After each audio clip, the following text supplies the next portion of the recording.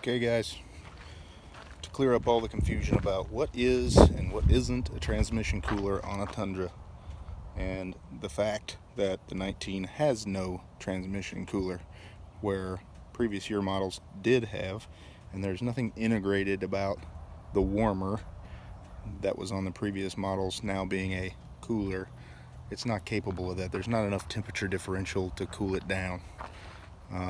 So anyway, I'm going to show you physically today with my truck and my buddy's 14, which are outfitted almost identically, except mine's the Pro and mine's a 19, but I will show you what I mean.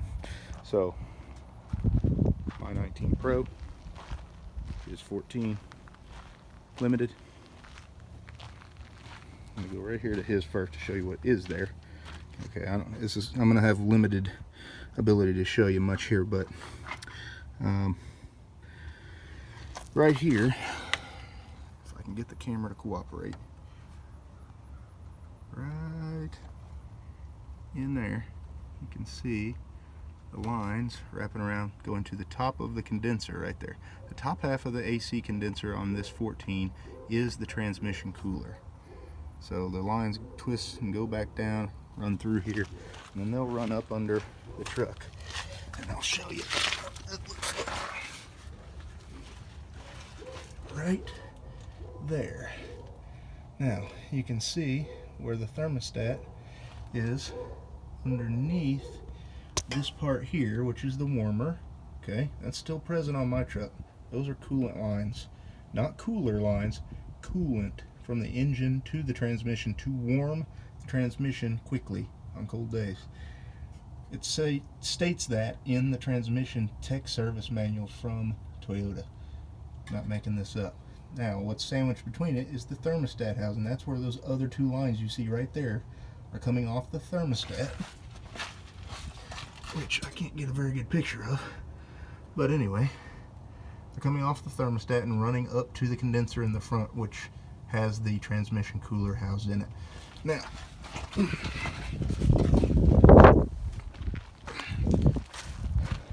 go over to the 19. I don't know how well you can see in there, but there are clearly now no lines running to the top of the condenser, which you can see right here.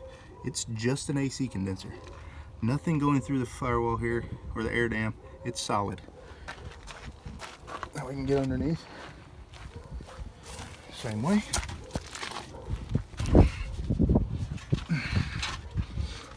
Cooler or warmer. No thermostat housing. No external lines other than the coolant lines coming back from the radiator with heated coolant. Okay, same setup, no cooler. I don't care what Toyota says, there is no transmission cooler on this truck. Now, the next thing I'm gonna do for you guys is I'm gonna hook up my OBD2 to the Torque Pro app, and I'm gonna show you the difference in temps. Okay, so if you're wondering why it needs a warmer, okay, it's 90 degrees here in Florida today. Engine is at 176 degrees. Trans, even around town here, stop and go, is just now to getting 125, okay? If it was a 30-degree day, the engine would come up to temp at the same rate because of the thermostat, or give or take a few degrees in a minute. But the transmission would take much, much longer to do its thing, because unless you're doing a ton of heavy-footedness, there's just not near as much heat being generated. There's no internal combustion going on in the transmission. So yes, it does need a warmer to give you a more consistent shift quality, because it's bringing the viscosity of the fluid to a constant level as quickly as possible. That's a necessary thing. The warmer is there for a reason. The warmer is there on both trucks. It is not a cooler, it is a warmer. It is bringing it up to operational temp of 195, 198, whatever you want to call it. But 195 to 230, 240 degree transmission fluid coming out of the torque converter is not enough temperature differential to do work of a cooler, as Toyota or some people's dealerships are claiming. That's not a cooler. It just isn't. The cooler is in the front, receiving airflow, so it's an oil to air cooler, not an oil to water cooler, okay, because the temperature differential is so much greater between the air, even at 100 degrees Fahrenheit, and 240 degree fluid or 250 degree fluid coming out of the torque converter, okay? There's a 140, 150 degree temperature differential there versus a 35 or 40 degree temperature differential. That is critical in any kind of cooler performance, is to have temperature differential. That is 100% critical. All right, 86 degrees, 80-ish miles an hour. We're 196 at the pan after a 10-mile jaunt at 80 miles an hour. Getting it up to 10. So as you can see, the thermostat just opened, and now it's dropped back down to essentially engine op temp. Okay, 80 mile an hour. Going down the road. Gonna get off in Port Orange. And I'm gonna go do the same thing in my 19. I'm in the 14 truck, the white truck. Thermostat is keeping it rock solid at 195.2 because the thermostat opens to the cooler, the transmission cooler, at 195. Now it'll cool down now that we're getting off the interstate and there's no load. You can see the torque converter's at 206, 194, 206, 194. Big difference. You will not see that in my truck. My truck will be running in the 220s. 229 is the highest I've seen, just cruising at 80 mile an hour on an 85 degree day. But that was at the pan and at the torque converter. They're almost always the same, and the engine temp will be 195. So explain to me how the integrated cooler is doing compared to this one. Okay guys, back on the interstate, 86. If you've been paying attention to the miles, I'm a few miles down going the correct direction. Turned around, going back, moving 80 mile an hour. Oh, look at those trans temps. 196. Huh. Now watch. I'll slow down a little bit. And then I'm going to kick it, get it out of lockup. Watch the outlet temps come way up. Torque converter outlet temps are 206. Now the pan temp will come up for just a second. Oh, it's coming right back down. Look at that. Had no effect on it. That will not be the case in my truck. Pulled it right back off. You see that? Negligible change. Almost going to do the same loop. Okay. My temp gauge says it's 184, or it says it's 84 degrees outside. His said it was 86, but margin of error there for sensitivity. Got my Torque Pro app running the same. So right here, you've got the left-hand side there, TF2, that's your torque converter fluid temps coming out of the torque converter, and TF1, that's transmission fluid at the pan. So from the torque converter, if you have a thermostat and an external cooler, it would flow out of the torque converter through those and then back to the pan. This one doesn't have one, as I've stated and as I've shown you. So the temperatures stay in pretty close lockstep and the pan will just continue to heat. So I haven't even gotten on the interstate yet. I'm getting ready to get up there to do the same loop. But when I got back with the 14 truck, and I didn't take a video of that, around town the temp stayed about 188 at the pan. So I'm already running around town creeping up on 200 degrees, which is above engine op temp. So there's already a difference just putting around town.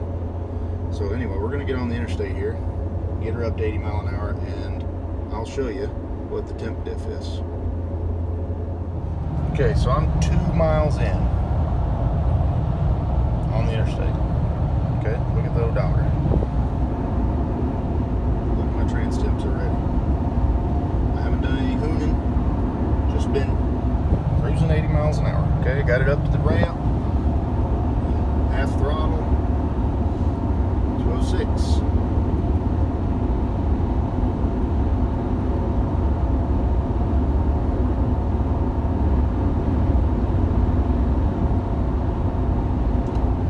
find the longer I drive, the higher the temps will go.